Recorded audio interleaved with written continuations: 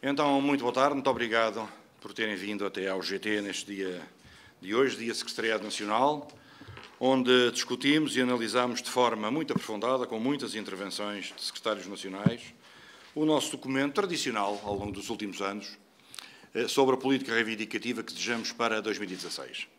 Gostaria naturalmente de começar por dar nota de que para o GT foi um sinal de consolidação democrática a forma como decorreram as eleições no passado domingo e os resultados são aqueles que os portugueses quiseram que fossem. Não há uma maioria absoluta, mas há aqui, naturalmente, na nossa opinião, um forte sentido de responsabilidade acrescida dos partidos em quem os portugueses mais votaram no passado domingo. Todos os partidos eleitos para a Assembleia da República têm responsabilidades, mas, acima de tudo, se queremos um país estável, com capacidade de governação e de governabilidade, mantendo a paz social e a estabilidade necessária para que possamos continuar a enfrentar as dificuldades impostas pela negociação do nosso programa de ajustamento, que ainda não terminou, e, portanto, nós entendemos que é fundamental que os partidos se entendam. Tem sido essa a mensagem que, ao longo dos últimos anos, a UGT tem vindo a transmitir. Eu, desde que sou secretário-geral, sempre apostei na necessidade de ponderação e de moderação na nossa intervenção pública enquanto parceiros sociais. E, portanto, este foi, digamos, uma posição transversal àquilo que foi hoje a reunião do Secretariado Nacional, promovendo a concertação, promovendo e aprofundando o diálogo social, como forma de também participarmos nas soluções. É evidente que nós nunca nos pronunciámos ao longo destes últimos meses sobre os programas dos diversos partidos políticos.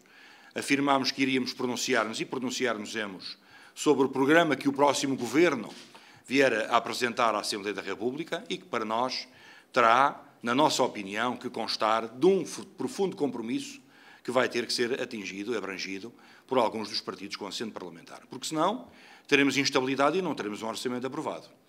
É com satisfação que ouvi o discurso do Dr. António Costa no domingo à noite, eu e todos aqueles que estamos à volta desta mesa, discurso esse que apostou em alguma moderação e, acima de tudo, em alguma disponibilidade para viabilizar um orçamento de Estado, desde que esse orçamento, esse programa de governo, não contenha algumas malfeitorias que nos últimos anos os portugueses e os trabalhadores vivenciaram. E é muito nessa lógica de atuação que o documento hoje, que a UGT aprovou, tem vindo a impender. Como sabem, no dia 30 de abril apresentámos aos vários partidos com assento parlamentar um conjunto de propostas, um conjunto de preocupações que a UGT entendia que devia apresentar, precisamente para poderem ser refletidos, se os partidos o entendessem, na sua campanha eleitoral e nos futuros programas de governo daquele que viesse a ser eleito pelos portugueses no passado dia 4 de outubro, e que demos o nome por uma sociedade justa. Foi exatamente em nome da justiça das sociedades, da justiça social, da inclusão, do combate às desigualdades e do combate à pobreza, que decorreu o Congresso da Confederação Europeia de Sindicatos, e é também com base nesse título, nessa diatribe, que a UGT hoje aprovou por unanimidade e aclamação, com a presença de quase 100 secretários nacionais, este documento. Linhas de orientação transversais que determinam as questões salariais, como devem calcular. Nós propomos uma média salarial entre os 2,5% e os 3,5% para todos os setores da atividade económica.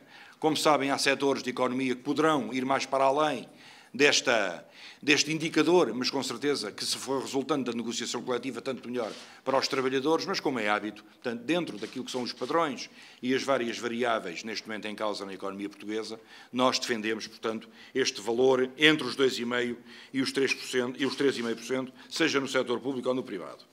O fim dos cortes nos salários da administração pública, para nós, é fundamental. Não tem havido já cortes, mas tem que haver a reposição dos mesmos. E a UGT, sendo uma central sindical, naturalmente tendo preocupações de responsabilidade e de compromisso, não pode deixar de reivindicar ao próximo Governo que essa reposição dos cortes salariais da administração pública tem que ser colocados de imediato, tem que ser repostos de imediato a 1 de janeiro de 2016. Dir-me-ão, dirão os partidos, dirão na Assembleia, com certeza, dirão até os responsáveis da administração pública, bem, isto vai causar alguns constrangimentos orçamentais. É uma situação que tem que ser o Governo e os partidos a tomarem a decisão. É uma decisão que lhes cabe a eles tomar, não a nós, cabe-nos reivindicar. E é uma questão de justiça social. Eu quero relembrar que os trabalhadores da administração pública e do setor empresarial do Estado neste país, desde 2005, têm vindo a ter perdas sucessivas. Em 2009 tiveram o último aumento salarial. E, como sabem, aquele aumento salarial de 2009 foi algo que foi acusado o então governo de José Sócrates ter vindo a contribuir para a decalagem e para a derrapagem das contas públicas. Portanto, 6 anos passaram. E é importante para os trabalhadores da administração pública que seja dado um sinal. Ora, a coligação que venceu é uma coligação que tem como base o atual governo dos últimos 4 anos. E nós temos que perceber que o Dr. Passos Coelho e o Dr. Paulo Portas foram sempre dando sinais de que a economia portuguesa estava a crescer. Teremos um crescimento previsível de 1,5% para o próximo ano. Temos condições de repor algumas situações de perda dos últimos anos. Ora, se assim é, então há que dar lugar, com ponderação e com moderação, há que dar lugar à reposição, naturalmente, de salários e de pensões. Inclusivamente, nós, no ano passado, no dia 24 de setembro, assinámos um acordo em concertação social sobre o salário mínimo nacional e afirmámos que nos mesmos pressupostos, antes do final deste ano, 2015, apresentaríamos um novo pedido, uma nova proposta de atualização salarial. Ora, dentro daquilo que são os nossos predicados também de responsabilidade, não pedimos nem o céu nem a lua, pedimos um valor responsável e para nós a responsabilidade, que eu já há alguns meses tinha dito a colegas vossos, que nós nunca estaríamos em condições de apresentar um pedido de atualização do salário mínimo nacional abaixo do valor idêntico ao do ano anterior. Ora, em 2014 tivemos um aumento líquido de 20 euros, de 485 para 505, este ano nunca seria abaixo dos 525, mas não são 525, nós entendemos, das nossas contas e da nossa análise, resulta uma proposta de aumento do salário mínimo nacional de 535 euros. É um valor global que apresentamos para todos os setores de atividade. E tendo sempre em consideração o seguinte, nós podemos discutir variáveis como a produtividade, podemos discutir variáveis como a inflação, como sabem neste momento, uma até está relativamente baixa e outra está perto do zero. Mas há aqui uma impedância que é a questão social. Nós, em termos sociais, estamos obrigados a pedir também ao Governo que dê um sinal àqueles que têm menores rendimentos. É desses que estamos a falar. É de cerca de 500 mil de portugueses que oferem o salário mínimo nacional. E é para esses que, efetivamente, nós queremos reivindicar a atualização nestes valores. E também, como sabem, há muitos anos que não se mexe no índice de apoios sociais. Entendemos também que este ano havia que dar um contributo e um sinal aos portugueses, sobretudo pela indexação que este valor tem, quer no salário mínimo nacional, quer para o pagamento de muitas prestações sociais. E, portanto, a nossa proposta é que o IAS, se tivesse sido atualizado de acordo com o próprio diploma que o construiu, deveria estar, neste momento, em 2015, em 448 euros. A UGT já nem põe os 448 euros, porque nós entendemos também num princípio de responsabilidade e de compromisso, não vamos para esse valor. Mas propomos que ele passe dos atuais 419,22 cêntimos para os 440 euros. Poder-se-ia dizer, é muito? É aquilo que nós achamos justo, tendo em consideração, naturalmente, o custo de vida e as perdas dos últimos anos, sobretudo os trabalhadores de menores rendimentos e muitos daqueles que ficaram, inclusivamente, sem o rendimento social de inserção e sem os apoios da Segurança Social. Para nós também é fundamental que haja um aumento das pensões. E, portanto, propomos um aumento das pensões mínimas de 5%. Estamos a falar das pensões sociais, da pensão social, da pensão agrícola e da pensão mínima do regime geral. E um aumento de 3,5% para as pensões inferiores a um IAS, ao Índice de Apoios Sociais. O aumento de 2,5%, 3,5% para as pensões de valor superior, portanto, aquelas que forem acima de um IAS, mantemos a proposta de aumento igual para os salários dos trabalhadores portugueses, o fim da contribuição extraordinária à salariedade, que nos parece importante, que já não abrange assim tantos reformados, mas acima de tudo, por uma questão até de justiça, não faz sentido a sua continuidade.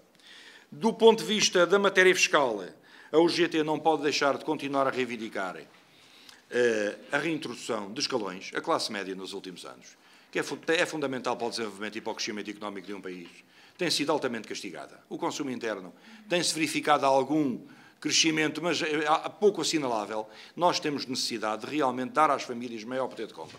E quando nestes últimos meses se ouviu tanto falar na necessidade das famílias e dos portugueses terem mais poder de compra, nós queremos também pegar na Confederação Europeia de Sindicatos, no seu Congresso, e também na nossa proposta, e, em Paris, os sindicatos europeus aprovaram o pay rise. É através da negociação coletiva.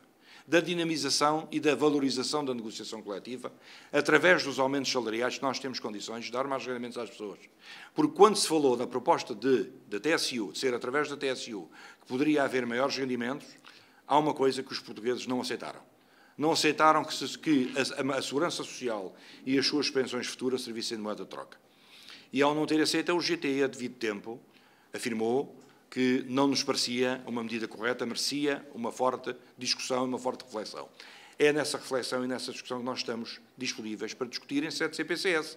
Mas primeiro, também na área da Segurança Social, terá que haver um compromisso, uma reflexão e uma discussão entre os partidos, na Assembleia da República agora, eleitos ontem mesmo, anteontem mesmo, e nesse sentido aguardamos, portanto, também ser chamados à CPCS para, em função dos dados objetivos da Segurança Social, nos podermos pronunciar. Há uma coisa que hoje foi muito discutida no seio da UGT. Em 2007, fez-se uma reforma da Segurança Social. Em 2007, discutiu-se a possibilidade de, até 2030, esta reforma ser suficiente para garantir o pagamento das pensões em Portugal. Estamos em 2015. Passaram apenas 8 anos, ainda faltam 15. Porquê é que é necessário discutirmos de novo a reforma e a sustentabilidade? O Governo não alterou o fator de sustentabilidade nos últimos anos? Alterou. Não se aumentou a idade da reforma? Aumentou. Então, porquê é que temos neste momento problemas com a Segurança Social? Não se demonstrou que, havendo maior emprego e maior taxa de descontos para a Segurança Social, ela já tem, digamos, um superávit no primeiro semestre? É verdade. Então, se calhar, o que precisamos é de crescimento económico e é de criação de emprego líquido. E, naturalmente, pagamento de menos prestações, porque se houver mais emprego, haverá certamente menos desempregados. Haverá mais gente a contribuir para a Segurança Social e haverá menos gente a precisar de apoios sociais, de prestações sociais. Apresentamos, portanto, um repensar e clarificar o quadro de benefícios e deduções em sede de IRS, que nos parece importante, de modo a permitir a prossecução de importantes objetivos de cariz social, eliminar a sobretaxa de IRS dos 3,5%. Nós sabemos que os vários partidos em competição nas eleições falaram na eliminação da sobretaxa. Se ela é gradual, de imediato, no início do ano ou depois, é uma decisão que o próximo Governo vai ter que ponderar e decidir. E vai ter que obter um acordo e um compromisso em Assembleia da República. Na opinião da UGT, era exigente, é exigível e para nós também é imperioso que esta sobretaxa seja eliminada logo a 1 de janeiro de 2016. É uma proposta nossa, vamos ver o que é que o próximo Governo decidirá em relação a esta matéria. Uma velha discussão, uma velha querela que nos últimos 2 anos e meio tem andado nas páginas dos jornais connosco e até com as entidades empresariais, é a necessidade de ser reposto o IVA dos 13% na alimentação, bebidas e restauração. Não é uma questão de simpatia, é uma questão de percebermos que os dados que são apresentados pelos vários parceiros sociais desta área representam, no caso de haver uma reposição do IVA da restauração dos 13%, um imediato acréscimo de postos de trabalho. Estamos a falar em cerca, até 2016, de cerca de 60 mil postos de trabalho. E nós acreditamos que isto é efetivamente possível. Aliás, basta lembrar que a partir do momento em que a taxa foi colocada nos 23%, quantos milhares de pequenas empresas de pequeno comércio é que encerraram em todo o país? E é com base também nos mesmos pressupostos que a Arespa ou a Confederação de Comércio e Serviços apresentam esta proposta que nós a subscrevemos. Subscrevemos toda a documentação e todos os pontos apresentados pelos sindicatos da administração pública, sejam da UGT, sejam os restantes sindicatos. É importante repor a lei das 35 horas. É importante repor a tabela remuneratória única e dos suplementos. É importante revogar o regime de requalificação profissional. É fundamental descongelar as progressões e as promoções. É importante negociar um novo patamar salarial mínimo. Nós apresentamos um projeto de salário mínimo nacional de 535 €, sem prejuízo da própria administração pública, e exigir que o seu salário mínimo pudesse vir para 532, que é o valor de um escalão que está integrado, portanto, na tabela remuneratória da administração pública. Mas, com a aprovação hoje dos 535 €, é este valor que fica a valer para todos os sindicatos da UGT. É fundamental dar um novo ânimo e um novo alento à negociação coletiva.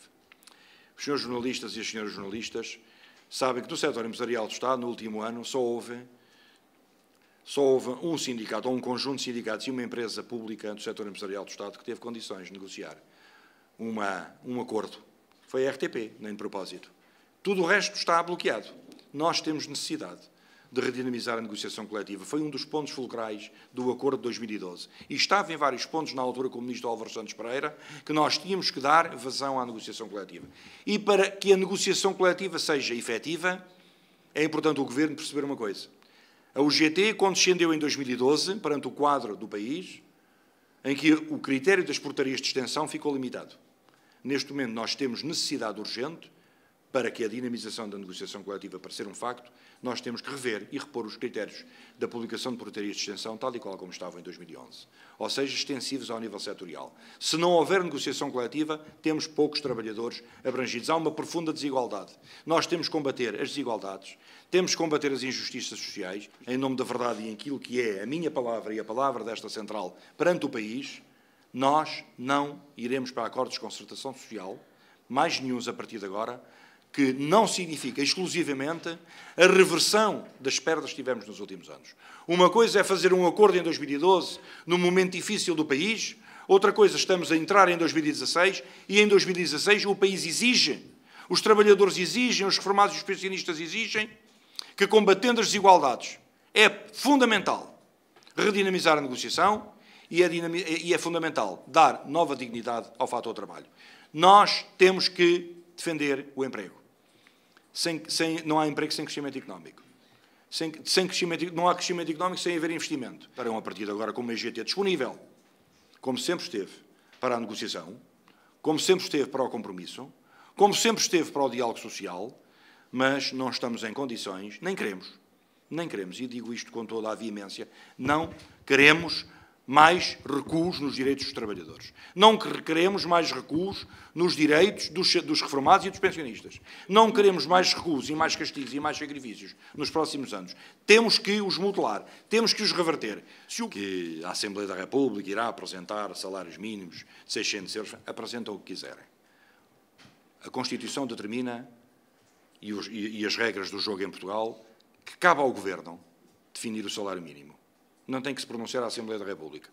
Só tem que ser ouvidos os parceiros sociais. Ouvidos. Eu espero que nós, quando formos ouvidos, que essa audição possa ter um caráter que leve o Governo a sentir-se vinculado. Porque é esse sinal de disponibilidade para o compromisso que nós queremos e que também estamos naturalmente disponíveis.